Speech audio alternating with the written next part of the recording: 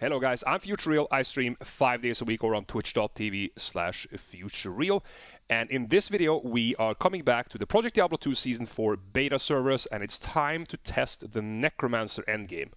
We're going to do 3 builds, the one being the classic Clay Golem Summoner build. That's one of the first builds that they did on Project Diablo 2 all the way back in Season 1. The second build is going to be a Revive/Corpse Explosion build. And the last build is going to be Teeth Bone Spear. These 3 builds are very diverse, but also the Necromancer has many other ways you can build the character. It's all up to you what you want to have in your character setup. If you do enjoy this video, please leave me with a like and a subscribe, and leave your comment down below with what you want to see in the next video. Until then, take care, and I will see you soon. So, we're here with the Necromancer, the first out of 3 builds for the Necromancer that we are going to test, and as in the early game video, we will test the Clay Golems first. Let me take a look at the Mercenary here. We're using an Act 5 Might Mercenary with Beast for the Fanaticism aura. He's running the 63 IS breakpoint with a Etnax. So we have that.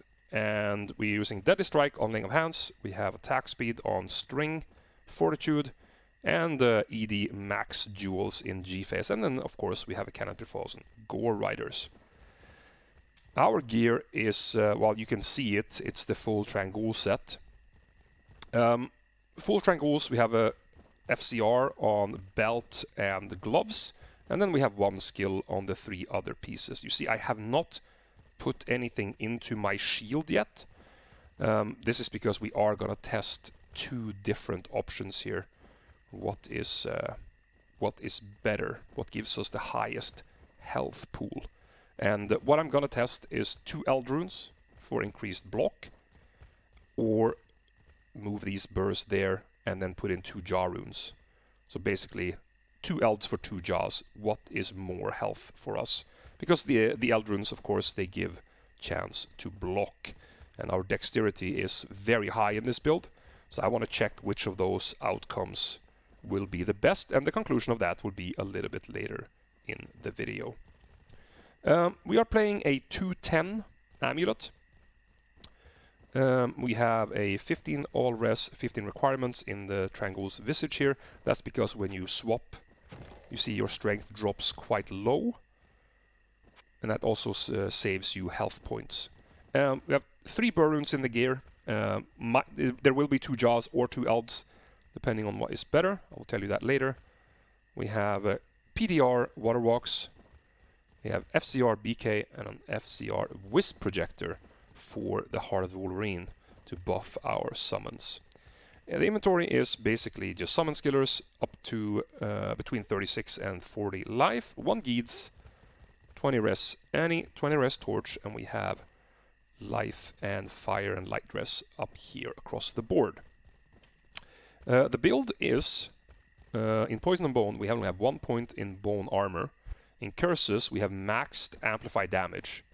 I actually have Decrep from my Unending Will. It's spawned with +1 to Decrepify. So that is kind of neat. There is a way that you might want to take 1 point in Decrep if you want to do like mini Ubers or Ubers for this build, just to slow them down. I can't remember which of them are immune to Decrepify now, but there is an argument to take Decrepify if you wish to have that.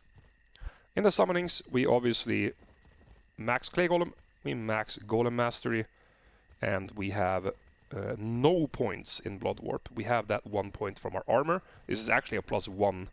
I couldn't be bothered to go for a +2. So with a +2 here, this would be down to 0.8 seconds when we have Battle Command up. Then we boost the Iron Golem first. Max the Iron Golem for the extra defense buff. I maxed Fire Golem and I dumped the rest of the points in Blood Golem. So very, very heavy investment in the summoning tree, of course. We stayed away from all skeletons and revives. That will be in a different build. So I'm going to start inserting runes in this. We have a big map here with succubi and everything. So we'll be getting back in a couple of seconds with this gear, and we're gonna see which build gives us the most health. So what we want to test first is double jaw. Double jaw in here, which means that I moved the burr runes over here, and then we have just under 2,000 health. So it's going to be very easy to see when we swap this to double eld, move the burrs back, and then do the respec to see how many points we get back in vitality. I do, however, think that the jaw runes are probably more health, because I think the Necromancer only gets 2 health points for 1 dexterity. Or 2 health points from 1 vitality. So we will take a look. But as for right now, we are running 40% damage reduction. We have maximum block, of course. And our resistances are about 130. 125 FCR, not because you necessarily need it, but because we could. There was no reason to not have it, because you're going to be using FCR on these anyway. So that's going to be 25 here. That would be 45 without this, and you get you see where I'm going with this. Like you end up just having a lot of FCR. So you can drop down to 75 if you want, get some more health. It might be the best thing to do on this build, particularly if you're on a budget. Just go with like block chance or something on these 2 items, for instance. And now what I was talking about, if you didn't have the 30 FCR corruption here, or the 10 FCR corruption, then it would be 20 plus 25, right? So you can easily get to 75 going that route without having to invest a lot in these perfect corruptions here. So you can drop down to 75 with this build if you want to. I just enjoy playing on 125. Okay, so yeah, that's an issue. That's a little unfortunate. You can't actually buff. You can't actually buff your clay golems with battle orders and battle command, because you lose 2 of them. Well, I mean, you can't buff 2 of them. You have to re-summon them afterwards anyway.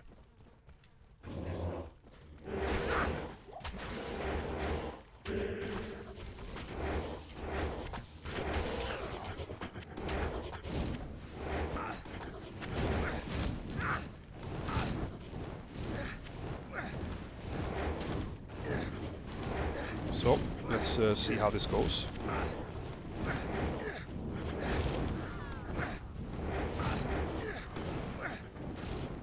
The succubi are quite annoying here, if I have to say so myself.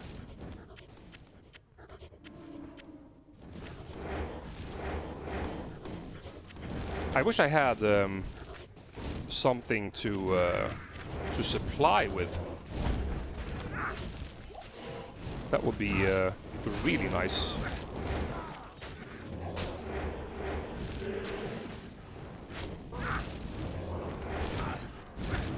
To try to stay away from these.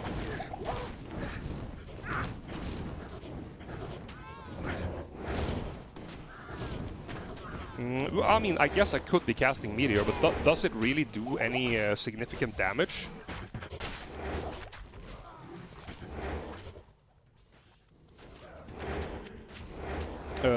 Ooh, it's level 18, right? No, wait, not that button. That button. No, it's level 27. I don't think this is gonna do... well, I mean, these are even immune to physical. So yeah, this is pretty much echoing what we already know about summoning builds. They're slow, but they're very safe. Very, very chill, very, very safe. So I don't think that I don't think that this build will have any problems doing literally anything. It's such a safe build to play. So I think we're happy with this. Let's jump up. Let's respec to check our health total with the other setup, and we will see what that turns out to be. The mark to beat is 1996. Okay, we have respect or re-gemmed and respect. So you see here the two Eld runes and the dexterity that we save did not by any means get close to the power of the two Jar runes. We are at the same damage reduction because we moved the Burr rune simply from the shield to the armor, and then we put the Eld runes in here instead of the Jaws. So definitely two Jar runes will give you about 70 more health, which is in my opinion quite significant. Because the Jar runes aren't really historically that expensive on PD2. I'm going to try one more iteration of the build really quick. This was the one that I mentioned before, where you drop to 75 FCR. So we're going to do that real quick, and I will be back to show you how that looks as well.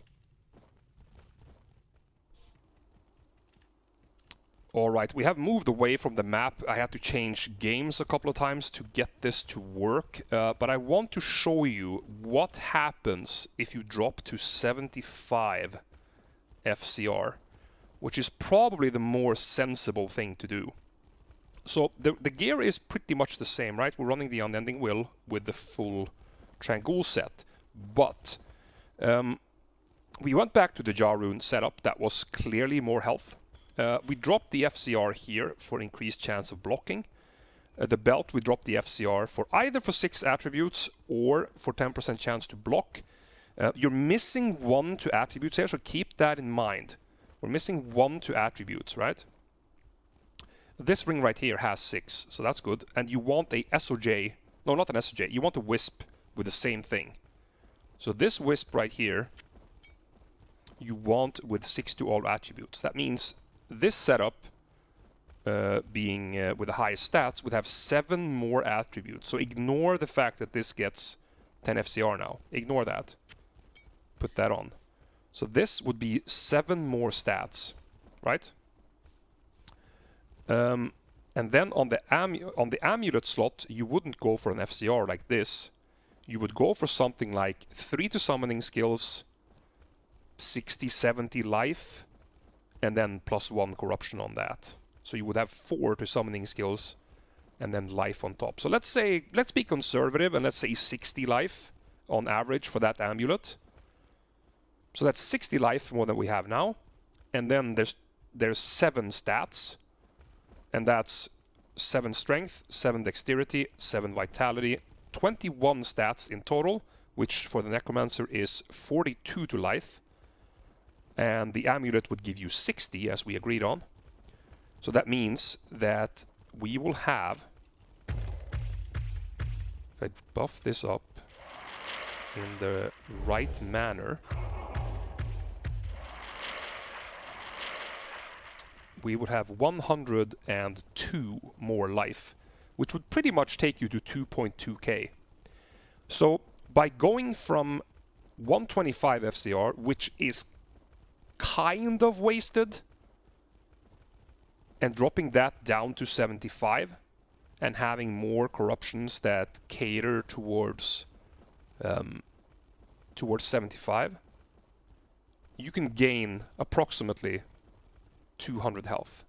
In my opinion, this is probably the best way for most people to play this build. It's going to be cheaper, it's going to be easier, and I think you're gonna have a lot of fun with this build. We're gonna put this back on just for shits and giggles, but that's going to be the conclusion of the summoning Necro. As you saw from the River of Blood, it's a very, very safe build. You can kill anything, but it's a summoning build. It's always going to be on the slower side. So we're gonna regear and we're gonna test the Corpse Explosion Revive build.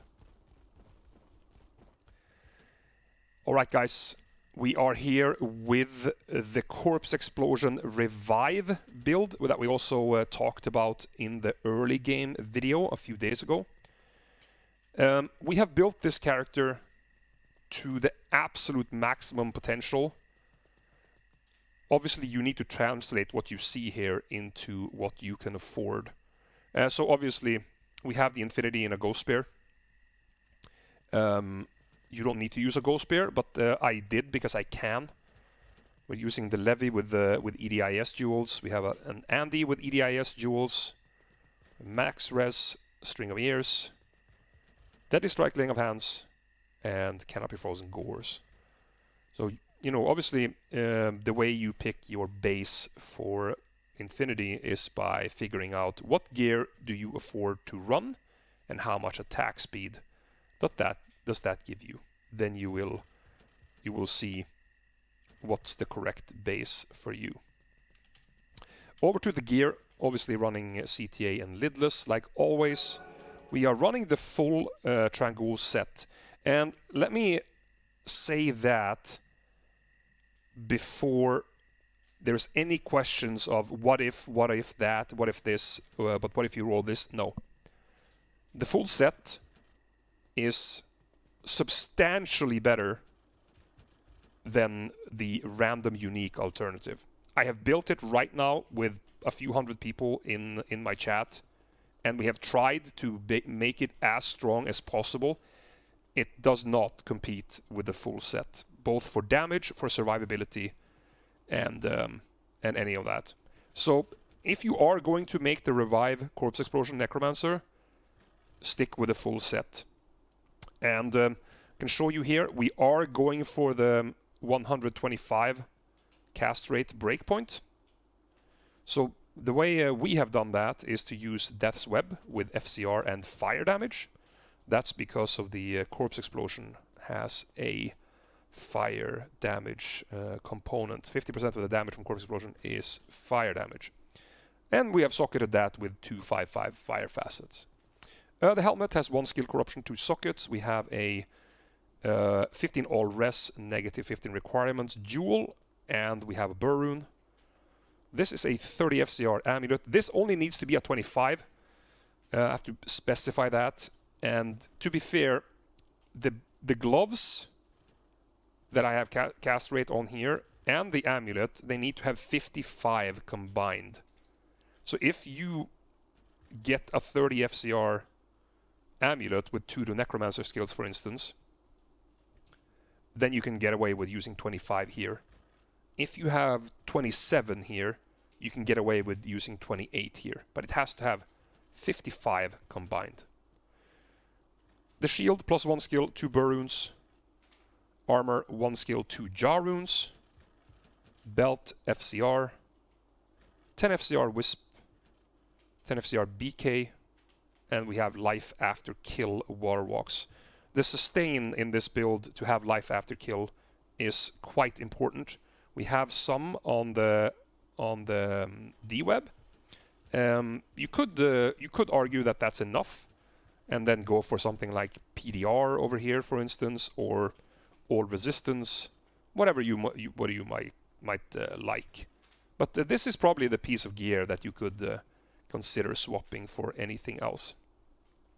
We are also running a Insight Iron Golem. This is more of a test. I'm not sure if the Iron Golem is going to be able to stay alive consistently, so it might be a waste, but we are going to test that at least. And you know, the inventory is 36 to 40 life. Skillers, 1 Geese, 20 res Torch, 20 res Annihilus, and we have life and resistance, small charms across the board. The build is as follows. We have, let's start here, maxed Corpse Explosion and Desecrate. You can see the synergies, which is also amplify damage and revive. 1 point in bone armor. Maxed revive, as I mentioned.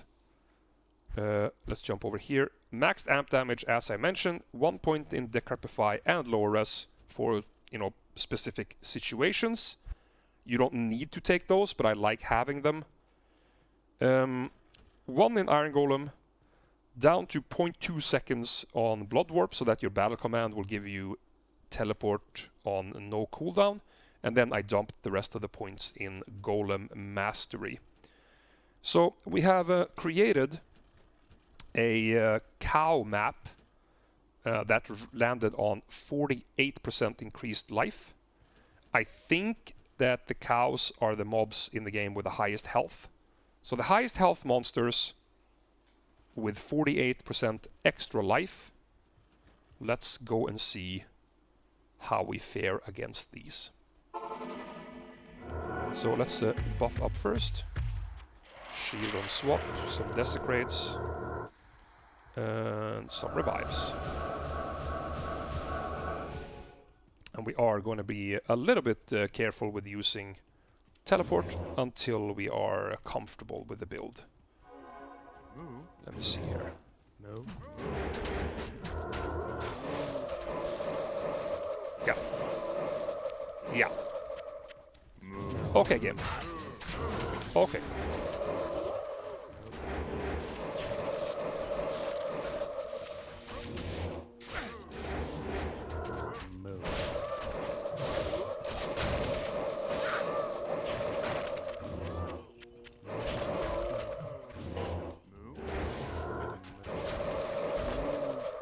This is crazy high damage. What the fuck is this?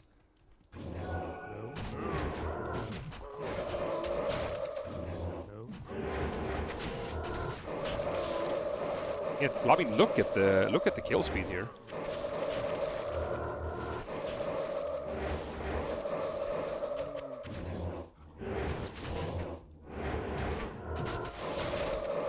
Like one pile of desecrate is enough. So we amp one pile, and then we just blow up the entire map. Take a look at that.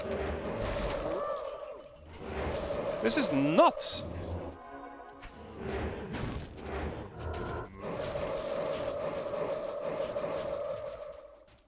Oh, that was that.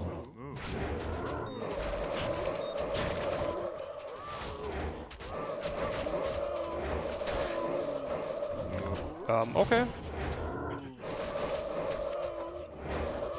Try to not get hit by the fanaticism in one way or another. But this is almost unfair.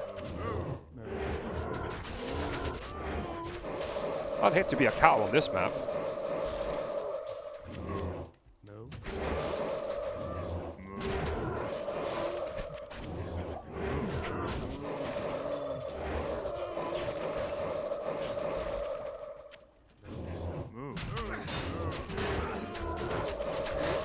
Yeah, we did this.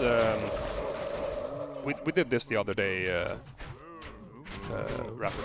But this is absolutely fantastic build, of course. This is super strong, and it's also quite safe because you have a lot of creatures around you. You're playing max block. You're playing with really high DR at 45%. 46%. So this is a very safe build. So I think we can actually just conclude the Corpse Explosion build here. I knew that this build was going to be good from when I tested it on the early game with the early game gear. I think it was the strongest Necromancer build in the early game, and it's absolutely fantastic in the end game. Unbelievable damage, and as I mentioned, I can jump up here and show you guys. This was a 48% health increased cow map. Absolutely insane. So yeah, this build is an S. This is almost S plus. How strong this build is. Very good build. Absolutely recommend this build for anyone. Actually, potentially for new players, this build is gonna be very strong because it's safe and has high damage at the same time. So I hope you guys will check out this build. Very, very strong build. And I think you're going to love this character. Now we're going to move on to the Bone Spear and Teeth build. Okay, one thing we're going to do. We're going to do one thing before we go over to the Teeth build. And I'm going to actually show you, just like you guys remember what happened to the Whirlwind Barb? Should we do a flashback to the Whirlwind Barb, guys? Where I built a similar character, and half the chat was going, this is too expensive, this is unrealistic. What did I do then? What did I do with my imbalanced weapon on the Whirlwind Barb?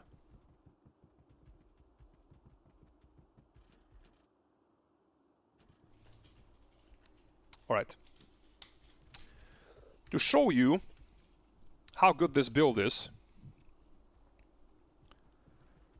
let's do something radical. Alright, so let's dump 5 of the skillers. I did a non-Eth Reaper's Toll without corruption or a gem. Okay, we dump 5 skills. And let's dump the Trang set and the Death's Web. What's our FCR? 120. Okay.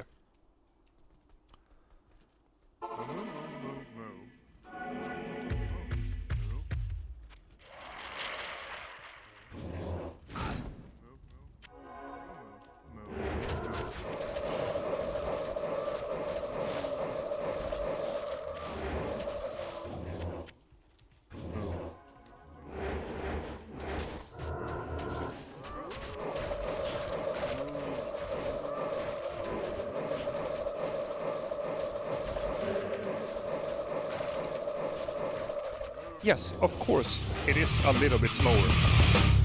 But come on. You're not gonna tell me that the random or the average person that plays this build doesn't even have the full Trang set. I threw out the headpiece. Right?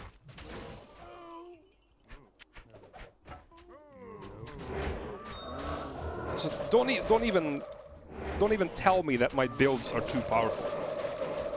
It's still unbelievably strong.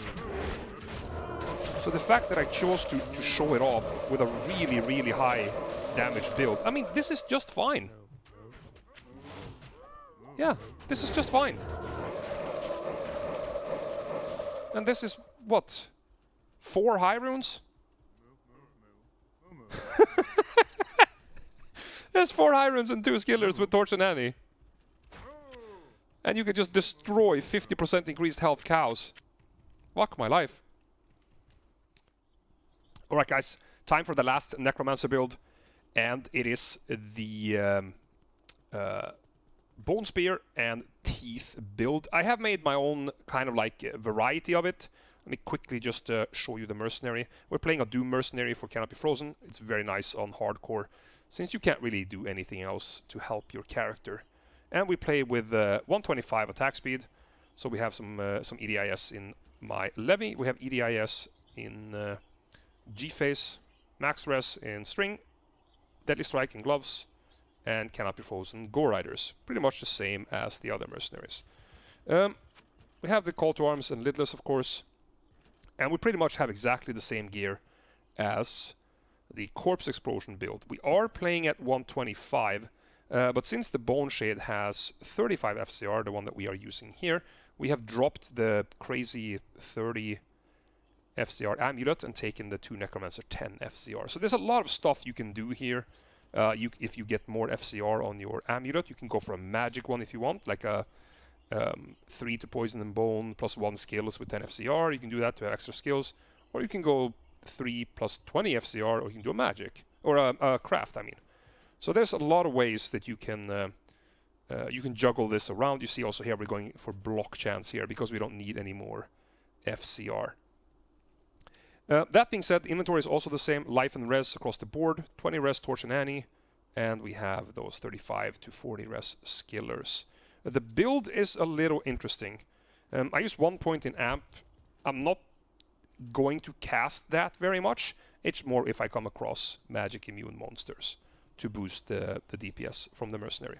So I boost the build Teeth Bone Spear with the synergies, and then in summoning is where it becomes a little interesting. I have 1 point in Iron Golem for making a Iron Golem out of Insight to have mana regeneration, and then I max revives, and I put 1 point in the Golem Mastery and the rest of the points in Blood Warp.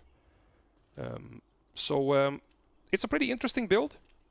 There is a lot of stuff you can do in like, this is pretty much set in stone. You have to do this. If you choose to not go with Doom for some reason, and go with Insight, for instance, there is a argument to take 1 point in Decrep to have a little bit of control. But basically the Poison and Bone spells and the curses are kind of self-explanatory, and then you can play around with the summoning spells to fit the need that you might have. So let's jump in, and let's see what we can do here.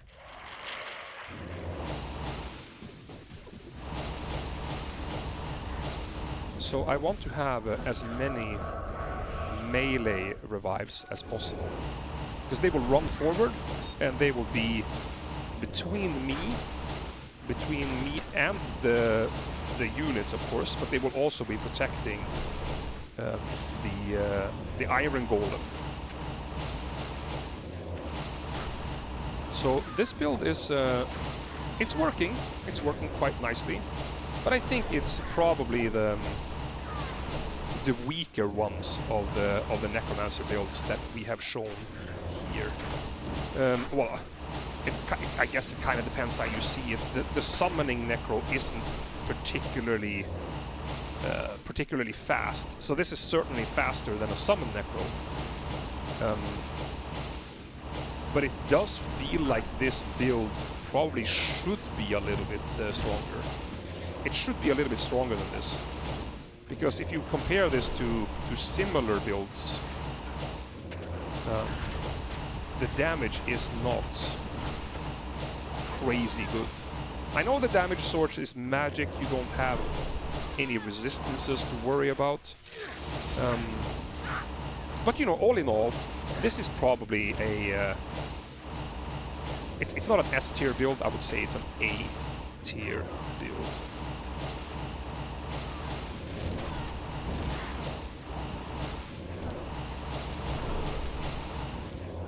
So yeah, definitely a solid build. Might not be the absolute best of the best, but certainly a very, very strong build.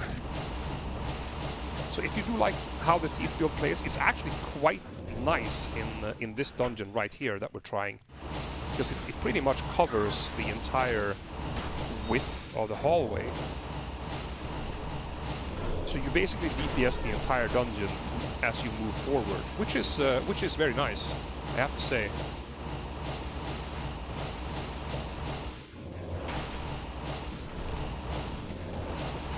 You are struggling a little bit with mana regeneration here. I think that maybe you would want to try to get some mana after kill. Maybe you should swap the corruption from life after kill to mana after kill here, and then get some rare jewels with mana and life after kill on this Bone Shade. Maybe that would be the way to go.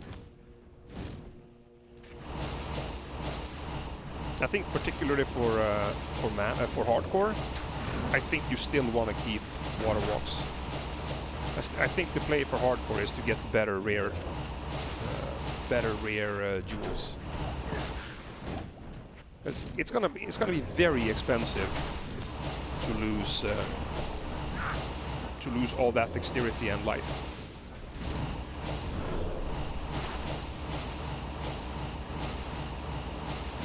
Hey, you're welcome, Octo. I'm glad you're having a good time.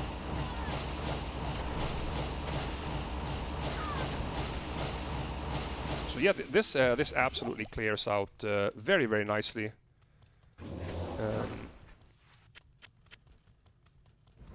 I don't really have too much to say about it. It's actually quite a fun build to play, but I'm not going to be too critical. It's a good build. It's a very good build. Definitely A tier build for me.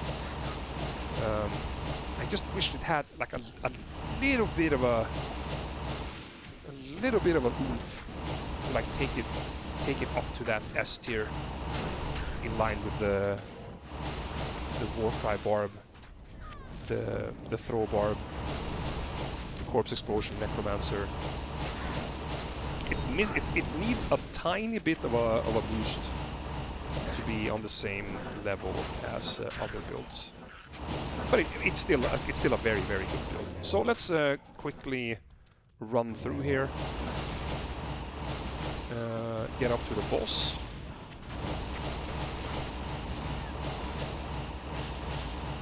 This hallway probably correct to use Bone Spear when everything lines up behind each other like that.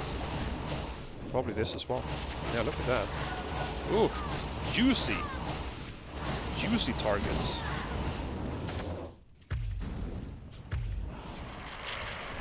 Absolutely saucy. There we go. So this is you want to try to get the Bone Spear to shotgun. Are taking quite a bit of damage from the... This was anything... Not impressed with the single target damage though, I have to say. That was probably the biggest takeaway from this.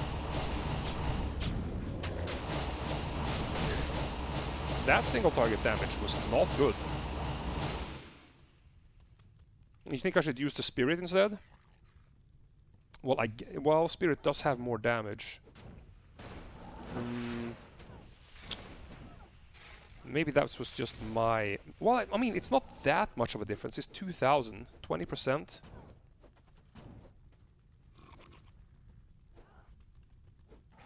No, that's not what I wanted to do. Amp.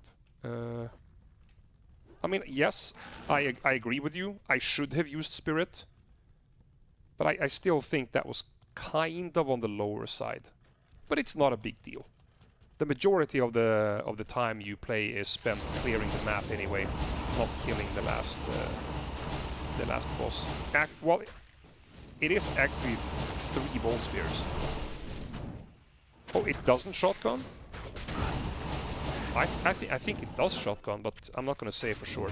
I'm not super experienced with the Bone Necro in PD2. But that being said, I think we have seen enough from this build. I want to just mention real quick that again, in the summoning tree, going for the revives instead of, for instance, maxing Golem Mastery and going for Clay Golems is my flavoring of the build. You absolutely don't need to set up the summoning tree the way I have done it. You can cater this to the way that you might like. I did it like this so that I will have more control over my Iron Golem, because I have made a Insight Iron Golem. The build is, in my opinion, it's an A-tier build. The damage in Throne of Insanity was pretty good. The damage type fit the way the map is designed. I'm assuming that that's going to be the same in, for instance, River of Blood, where things come get towards you in like a corridor, because then your Bone Spear or the teeth just covers the entire width of the area that you are going towards, and it will be a very, very efficient damage, even if it's slightly on the lower side. Very, very nice build. If you do like this build, I think that you will enjoy Season 4 with this. So check it out. And this is going to conclude the Necromancer Endgame guide video. We are going to move into Sorceress now. And that video will be on YouTube in a few days. So thank you guys for watching this Necromancer video. If you enjoyed it, leave me with a comment and a subscribe underneath. And then write in the comment section what you want to see in the next video. Until then, take care, and I will see you soon.